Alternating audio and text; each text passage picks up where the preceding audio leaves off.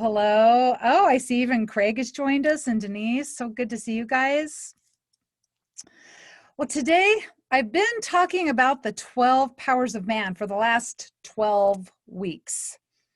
And it has been so good because it's such a good reminder for me, right? Like I need to be reminded of the 12 powers. So today I thought I would talk about how we use them, right? It's one thing to read about faith and strength and zeal. It's another thing to actually put those to work. All right. Now, the 12 powers, what's interesting about them is they're all interactive.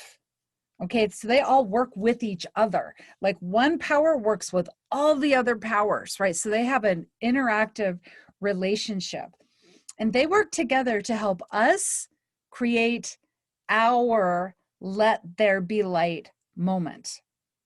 Let there be light. That was the moment when everything was created, right? God spoke it out loud. Let there be light. And then there was light. Whatever God spoke, that's what came next. Now, John explains this in the book of John. He says, in the beginning was the Word, and that very Word was with God, and God was that Word. He's explaining how God is the substance of all things. He even clarifies. He says, and there's not one thing that didn't come from God. So he just adds that to just give us more clarity. Everything's from God, and there's not one thing that didn't come from God. And so God is a substance of all things, and then the Word is intention and activity. Intention and activity. So this is our let there be light moment then is when we get an idea, but then there's the source that's the source of unlimited potential and all possibilities. There's also the force that calls that into creation. So there's all these different qualities of God, like so many different qualities of God. So the substance, which is the atoms and the molecules that make the oak tree and the pony and the composition of music, because it came through an idea of a person who's in a biological body. But there's also a quality of God that urges the creation. It encourages something, a substance, to be turned into something else, like whatever we want to create. So as we are created in the image and likeness of our Creator, that means we create like our Creator through intention and activity. So our beautiful Unity Church was created through intention, but then lots and lots and lots of activity. You didn't just put Unity Church on a vision board and be like, where's the church? When's it just going to appear? I made a vision board. Where's it at? Right? This technology right now, you're watching this through some kind of technology. This technology was created through intention and activity. So it's through the power of our word, right? We're creating with intention and activity. We're declaring things into being, big things, small things, consciously, unconsciously. We're always declaring, basically. But our let there be light moment is done with consciousness because there's an intention. We receive some kind of an idea. We receive some kind of an inspiration. So you think about something you'd like to create in your life, whether it's more harmony in your own home, or you want to have maybe more harmony in your workplace, or you want to work on building a community and making new friends and developing deeper relationships, creating more health and vitality, or getting really good at having playtime. You know, not all of us are so good with our playtime. So that has to become a plan. We got to plan it out. Creating heaven on earth, right? We are doing that through our intention and activity. Friedrich Nietzsche, I think I'm saying that right. He says the kingdom of heaven is a condition of the heart. It's not something that comes upon the earth, and it's not something that comes after death. It's a condition of our heart. Like, so through the condition of our heart, you could say we're declaring things into being. Now, sometimes, like that might start off in your morning, like maybe your morning starts okay, but then something frustrates you. And then the next thing you know, even the towel hanging in your kitchen is pissing you off, right? It's like everything just is frustrating you. But then there are other days where you feel okay, you feel peaceful, and you seem to get through the day rather peacefully. Everything comes from this heart of ours, right? This heart and how we're in alignment with what we're thinking, our mind, like how things are in congruence together. So we were born to create heaven on earth. It's our divine design, and we're temples for this creative expression to work, right? To create in our lives. But sometimes we forget. We forget a lot, right? So we've been given these certain attributes, these 12 powers within us to make all these things happen. We always have access to these inner powers, and they are what give us the clarity. They are what give us the guidance so we can actually come up with a plan. So our 12 powers are designed to help us to move toward well-being. And we're already fully capable of doing it. We don't have to like live a life of spiritual sacrifice, right? The 12 powers are already present within us. And what they help us do is course correct. So a plane, like the plane is always course correcting, right? The pilots, one of the pilot's main jobs, besides landing a plane and taking off the plane, is to keep course correcting the plane, because around the plane is an environment. There's all this weather. Sometimes it's really harsh weather that beats against the plane. Sometimes it's mild and kind of smooth sailing up there in the sky. But our own life, we have our own weather in our own life too. And sometimes that weather beats against us. Sometimes it's smooth sailing, but I don't know what's going on in 2020. We're having some kind of weather. All right. So our 12 powers help us to course correct and keep us in clarity, right? We just keep remembering God is all things, everything that's ever been, everything that's yet to be, and that means us. God is the source of even the divine inspiration that we had. If it felt good, even if it's something small, like I want to get a new plant and keep it in my bedroom. Something small, you got inspired. That's from source too. It doesn't all have to be big, huge, gigantic stuff that's inspiration. Like we get little inspirations all the time because little things add up to big things, to big joy, to big goodness, right? So the 12 powers help us course correct through all this crazy weather back to our own let there be light moment. Okay, whatever that let there be light moment is, if it's just having a little more emotional and physical vitality, and or paying attention to those relationships we love and care about so much, financial abundance, right? Participating in life right now when there's all this change happening, really creating some playtime for ourselves, like meaningful playtime. Like, so at the end of the day, it's like, yeah, I feel good about what I did today. Just being caught up in this, in purpose, like however our purpose looks for us, however that purpose is. You know, we think that we're facing obstacles. The 12 powers, though, are reminding us we don't face an obstacle alone. We never have. We don't have to pray and wait for the God that's out there to come join us and face our obstacle with us. That spirit is indwelling. It's already facing every obstacle with us already. So we don't have to wait and hope that it shows up for us. Okay, so the 12 powers are here to remind us there are forces within us already at work. The 12 powers help us to develop new habits to help keep us in congruence between what we want to create, like our idea, our let there be light moment, and then its actual outcome. Okay, which I'm going to be doing this. This is outcome. Okay, all through this talk, that's what I'm going to do. This is outcome. Okay, because I'm going to do this a lot. I'm using a lot of sign language today. Okay, so I want you to think for a minute just about any little thing you would like to see created in your life or experienced in your life. If that's something like it could be something kind of big, like in my family, we're working on a move, like we would like to move. But maybe somebody wants to lose weight or save some money. Maybe we've got folks here that are starting businesses, right? Or we've got like, I think all of us would love the idea of being able to practice peace like a warrior, right? Like really get into that peace, practice forgiveness, be a love amplifier, be that grace generator. Okay, so think about whatever little thing that you might, little or big, you might like to create in your own life. Now, through this example of the 12 powers I'm going to do now, I'm going to use an example from my own life, which is me having a sugar addiction, okay?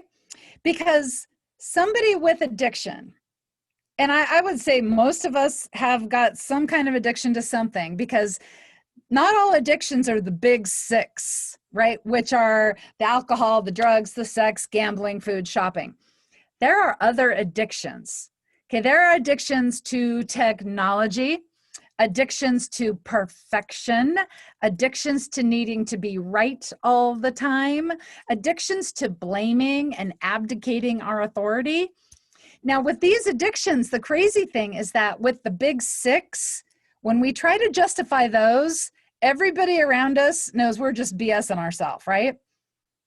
But these other little addictions that creep up in our lives, we can justify those and convince other people we're okay doing it, and they'll believe us. They'll be like, oh yeah, you should do that, right? So it's harder to get out of those addictions. So I wanted to use my addiction to sugar, because my thought is, if somebody who has some kind of an addiction, well, we're already wired. We're already wired for terrible impulse control. We're already wired for instant gratification, right? So I figure if I can utilize the 12 powers, anybody can. Anybody can. This is one of the reasons I came to love the Apostle Paul. I really believe that he battled addictions. I didn't used to like him at all, but when he said, I don't know why I do the things that I do. I do the thing I don't want to do. I don't do the thing I do want to do. And that's exactly what I do. Paul said that. Paul actually wrote that in a letter for us to read about forever and ever. Okay, so here's how an addictive person could go through the 12 powers, because y'all know, like any kind of addiction, you can't just create a vision board. You can't just do change your thinking, change your life, right? You can't just do that. With any kind of really hard, difficult, traumatic thing, making a vision board and then walking around saying, oh, change your thinking, change your life. That's not going to be enough. All right. So here's my story with a sugar addiction through the 12 powers. To get from here, our divine idea, to here, remember that's the outcome, all through here, we have to do different things.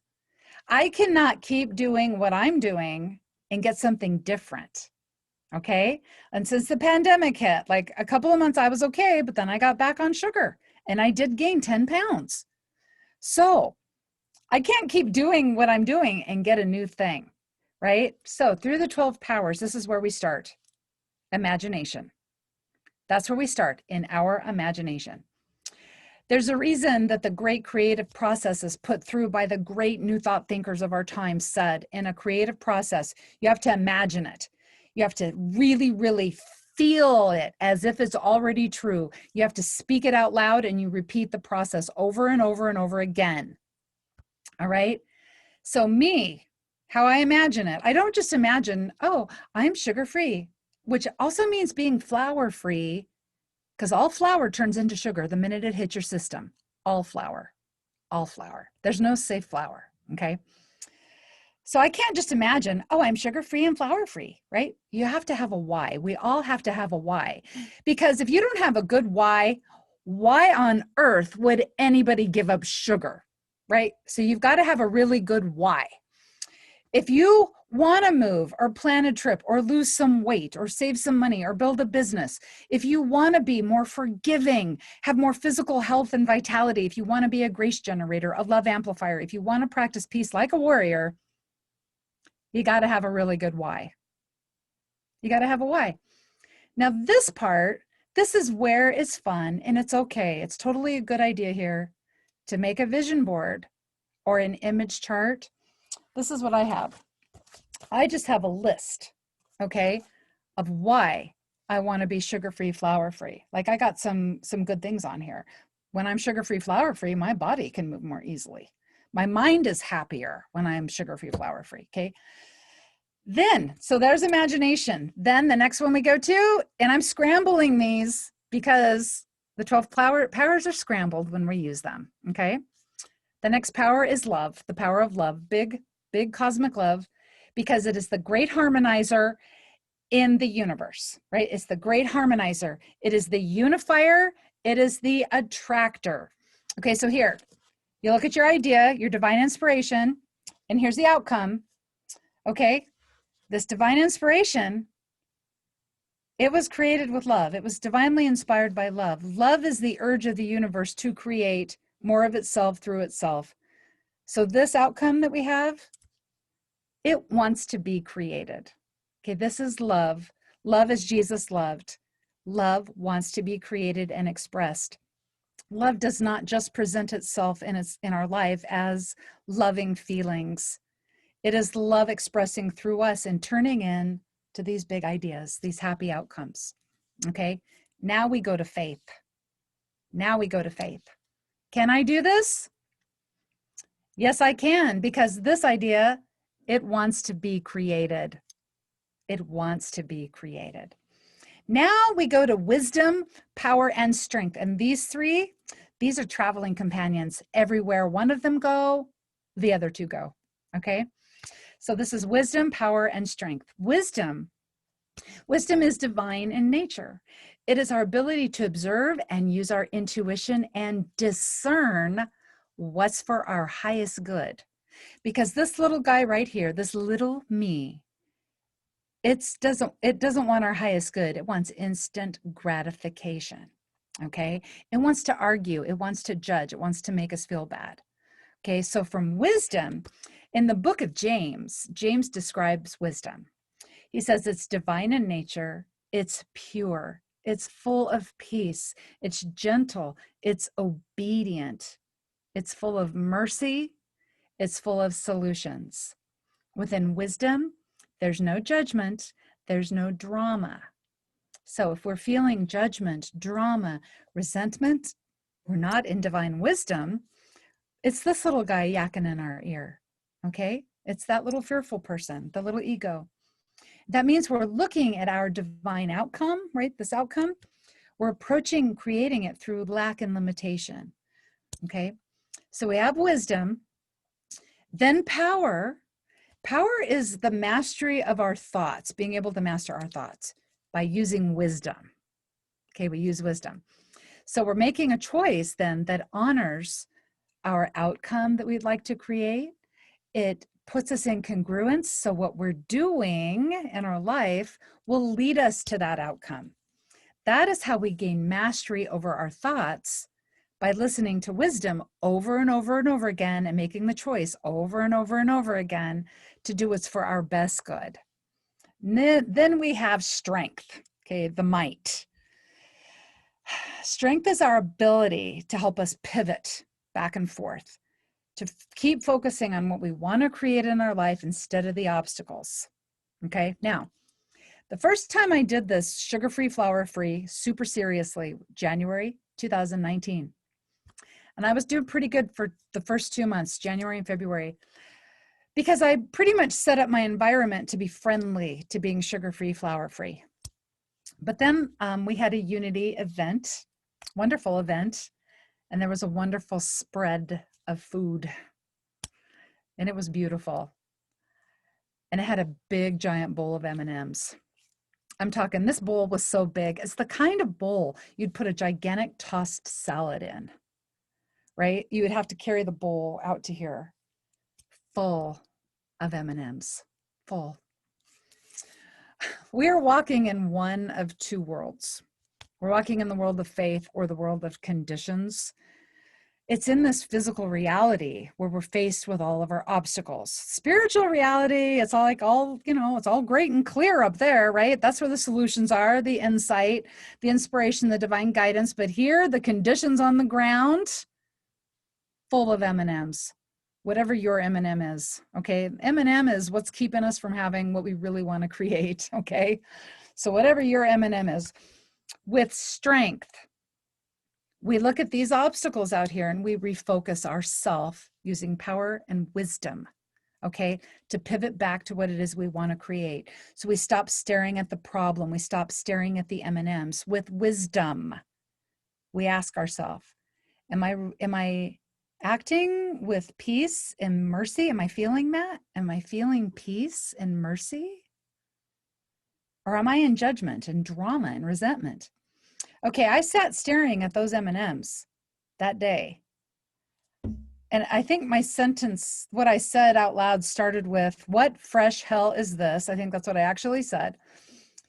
And then in my head, this is the conversation in my head. Well, look at those gals. They're getting our coffee cups and they're filling them with M&Ms. That's not fair. Like, why can't I live on M&Ms? That's so wrong. Like, why can't M&Ms be healthy for me? How can they eat all those M&Ms and feel okay? Like, how can they keep trim and have all that energy? So it was my little me in that moment. I wasn't coming from wisdom. My little me was saying, just eat them. Just have a few. It's not fair. You've worked so hard. Look how great you've been doing for 2 months. Just have 5 M&Ms. They're so tiny. It won't make any difference. But then wisdom says, you're going to be so sorry if you eat those 5 M&Ms because it's going to lead to a handful and it's going to lead then to a big coffee cup full of M&Ms. Because Deanna, you know this, when you eat one M&M at a time, you keep feeling like all you had was one M&M, not a giant cup full. Okay, that's wisdom. So what I had to do at that moment, I had to recheck in love and imagination. Okay, this wants to be created. Look how great this is. Okay, that's love and imagination working together. Look at this thing I want to create. Okay, this outcome, it wants to be created. Okay, and then this is in strength is where we cast our burdens. Okay, I looked at those M&Ms.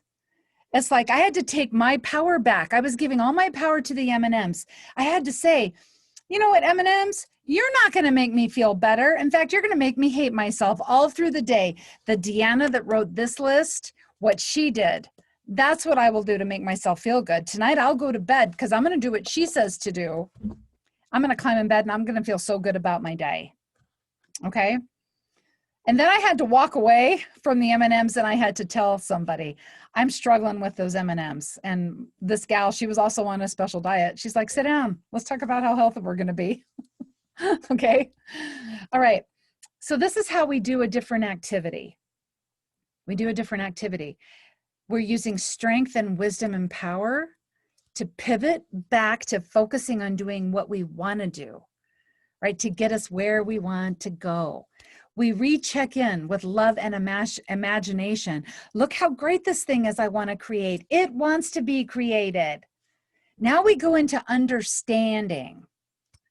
With understanding, we're putting stuff together all the time. And this is what I put together when I first went on that diet. When I'm really, really tired, if I'm exhausted, if I'm overwhelmed, if I'm hungry, I'll walk to that refrigerator and I will not make a good food choice because I don't have the bandwidth for it. When we're exhausted and overwhelmed, we don't have any willpower. Willpower's finite. It doesn't last much past breakfast, right? So with my understanding, I realized I need a plan. So in the late afternoon or evening, I will write down the 3 meals I'm going to eat the next day. Then the next morning, I'll prep those meals while I still have energy. Now when I'm exhausted, overwhelmed, and no bandwidth to make a good choice, I open the fridge up and there's lunch, there's dinner. Okay, but I had to use understanding to put all those things together. All right, will. the power of will. This is divine will, right? We operate on personal will a lot, and it's just what we want to do in the moment. It's not necessarily for our best good, but it'll make us happy now. Personal will is when we'll eat all the M&Ms, okay? Now we have our outcome that we want to create, okay, this outcome. And it's divinely inspired. It's the great idea. It's what we feel excited and, or at least like, that could really work out for me kind of feeling, right? Now our personal will is where we go when we're tired, and everything between this great idea and this outcome, everything just feels too hard. Like so much work. This is so hard. I am so tired of doing this. And then this little voice says, you have been working so hard. Just eat the M&Ms. You'll be okay. It'll be fine. This thing out here, it's too hard. You should pick something a little easier to get to. Like be sugar-free every day until lunch, right? Just be sugar-free at breakfast. You'll be good, except for your coffee. You don't have to be sugar-free in coffee because your creamer doesn't count. Just don't eat sugar on your food. That's what this little me will say. So divine will, we've got to surrender this. We've got to surrender how hard it is. Yeah, a lot of this stuff is going to be a lot of work. Okay, so we surrender this guy. We go back and we look at our list, or we look at our vision board. We say, look, this is my great idea, my thing I want to create. Look how great it is, and it wants to be created. Okay, wisdom, go back to the wisdom. Is this for my highest good or not? Right? We can't argue with if something's for our highest good. We may try to justify doing a lesser version of that. But no matter how stuck we are listening to this guy, we still always know our highest good. Okay? Power, strength. We just make the choice again and again. Then we have divine order. Between here, our great idea, and our outcome, things have to happen in a certain way. I've tried experimenting. Yeah, I tried those M&Ms, right? They didn't help.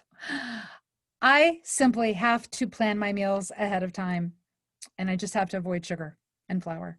That's the only thing that works for me.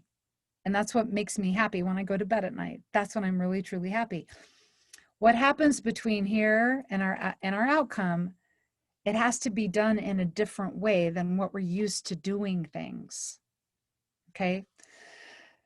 Release. This is the sacrifice. Between this idea and our outcome, this whole process is about letting certain things go, bringing in new behaviors that we do, right? Letting go eating those M&Ms. I'm planning my meals instead. It's not easy, but we're letting go of one thing to bring a better thing into our life. Here, again, we have to check in again with love and imagination. Look how great this thing is that I want to create, and it wants to be created. Now, the awesome thing about going back to our list or our vision board is that we reconnect with zeal every single time we do that. And zeal is that force that helps us move forward. It can bring enthusiasm and excitement, but it may not necessarily be like, woohoo, I'm so excited. But it may be more like, yeah, I can do this. I could do this. I could just get through one day. That's what I'll do. I'll just get through one day. I can do it. I can manage it. Helps us get into faith again, right? Then we move into the last power, which is the power of life, regeneration. Everything we do between our divine idea and our happy outcome with the 12 powers, we're shifting everything that we've normally done. Now what happens is life shifts. Life starts expanding, and now it's including our happy outcome. Life expands to include that thing that we want to create. So this, change your thinking, change your life. I always loved it. Like when I first heard that phrase, like I loved it. Never worked for me. Because change your thinking, change your life it's bookending tons of work we're doing in here. Change your thinking, you do something different. And you keep doing different and keep doing different and keep doing a new thing and keep going back to love and imagination over and over and over again. And then suddenly life expands, and now now includes change your life, right? Remember, the kingdom of heaven is a condition of the heart. Our ideas, our inspirations, we can't wait for somebody else to do all that for us, right? I know the truth of you, and that is you are designed to do all this stuff. You are designed to do all of these things. Now, I know a lot of times it's like we're just in a place where it's like, forget it. I can't do this, right? It's like we feel that despair and that disillusionment. Like I felt that like millions of times, right? But I remind myself it's from this heart where I live. It's from this heart. And we're given this gift of the 12 powers already available in us right here, right now. We just have to be the one to stand up and like bring it out, right? Walk this walk. We get to be the change. It's a lot of work. I'm not gonna like lie about that. It's a lot of work to go from change your thinking to change your life. It's so much work, but we already have everything we need to be able to do that. It's all like right here from this heart.